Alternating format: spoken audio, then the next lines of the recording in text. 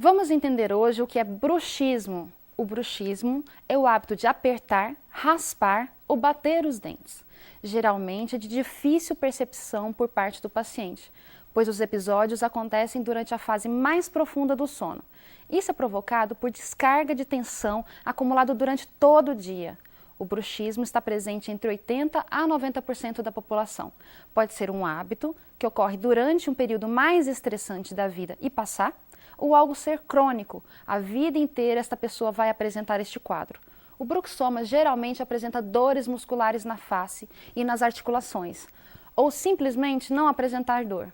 Mas em um exame clínico feito pelo profissional, podem ser detectados dentes desgastados, trincas, restaurações que se quebram com muita frequência, alterações radiográficas do osso ao redor das raízes, fraturas de dente, canal e fraturas de próteses.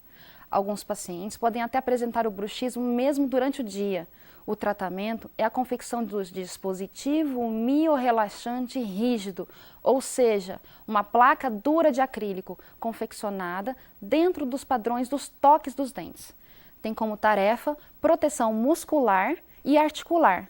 Deve ser usada todas as noites. O bruxismo nos dias de hoje é um dos grandes vilões do tratamento odontológico. Nenhuma reabilitação suporta por muito tempo essas forças e acaba por fraturar. As dores musculares da articulação são bem desagradáveis e sendo mais percebidos ao acordar. Caso seja o seu problema, procure rapidamente um profissional capacitado.